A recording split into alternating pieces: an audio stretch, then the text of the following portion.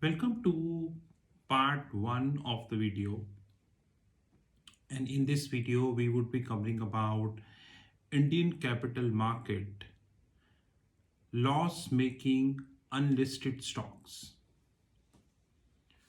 Now first of all we need to understand that Indian capital market is divided into two parts. Number 1, the listed stocks. Number 2, the unlisted stocks. The listed stocks are those who are listed and governed by a regulation. Till what extent they are governed by the regulation, we all are aware. And especially when the National Stock Exchange chairperson is being grilled by Central Bureau of Investigation regarding her role in so-called BABA, corporate scandal, co-location scam, money trail, and so many things. If in a country, the largest stock exchange, National Stock Exchange, is not secure, then what is the status of the corporate governance? That in itself is a question. But we cannot let regulator run away from his responsibilities because he was also unaware about what the hell it is happening.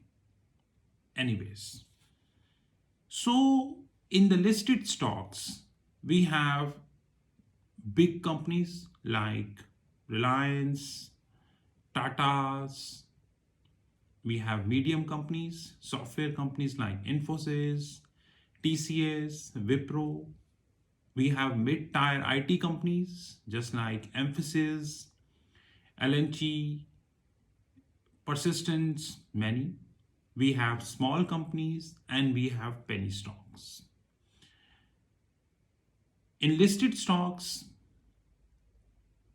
we have many companies who are fundamentally away from their intrinsic value, which means that if they are trading at 10 rupees, their intrinsic value is 2 rupees. We have many websites in India, like we have one Ticker Tape. And in Ticker Tape, they claiming to give the intrinsic value, but most of the time I found the intrinsic value wrong. Rather, I have tweeted them many times complaining about the intrinsic value which they are giving, but they never replied. Unfortunate part is that majority of the Indian investors, I repeat, majority of the Indian investors are completely unaware about the intrinsic value. Rather, they do not know how to study the balance sheet of the company.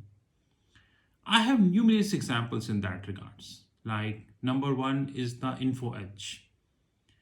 When Zomato IPO launched, Info Edge was hyped by the Indian media to 7,200. Hyped. And thanks to Indian investors who participated in Info Edge without any second thought that the company is fundamentally away from intrinsic value, it is closer to intrinsic value, and so on and so forth. The end result, the stock moved to 7,200.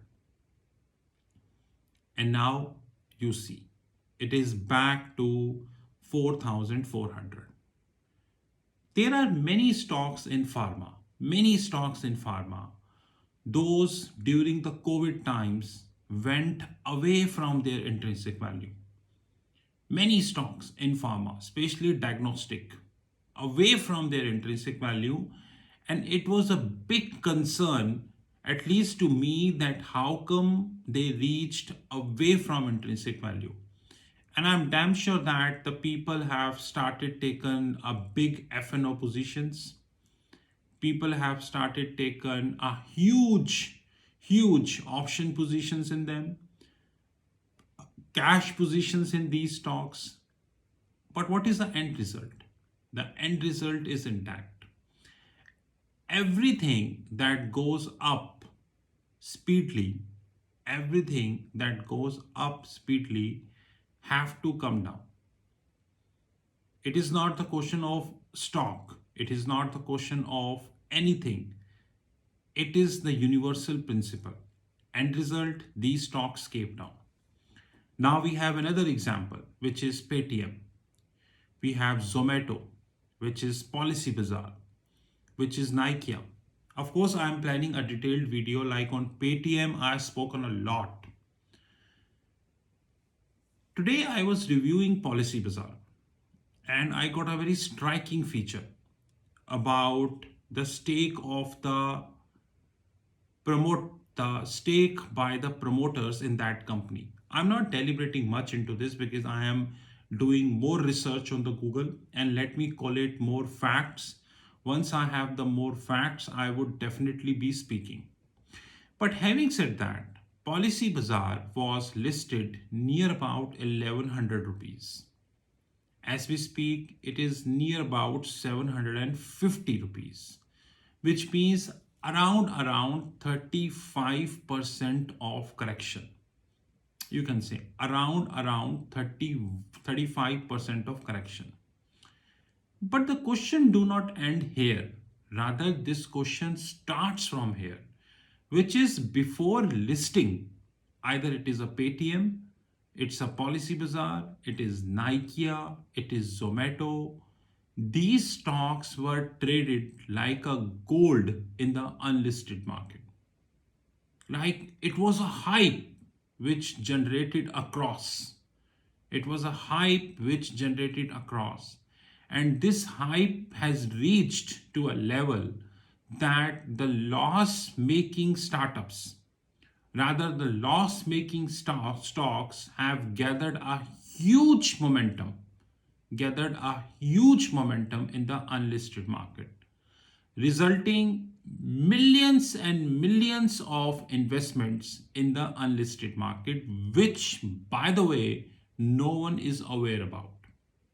Like as we speak, we are completely unaware about how much investments is being made in these loss making startups in unlisted markets.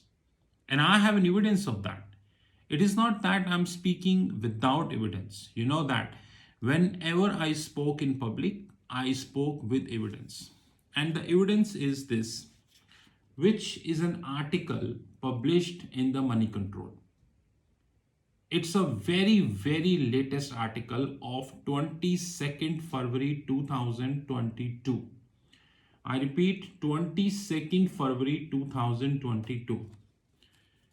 Now I have making another habit, which is whenever I get good articles, previously I used to copy the articles and store it in a Google Drive. But now what I have started making, I have started taken the, I would say, the printouts of the good articles and store it in my file. Probably I will get more data in long run. Data is the key. So we have many loss-making companies in India. We have Paytm, we have Zomato, we have Ola, we have Byju's, Delivery, Oyo, we have Farm Easy. The list is very long. And now we have Swiggy. The list is getting endless actually. To be very honest, the list is getting endless.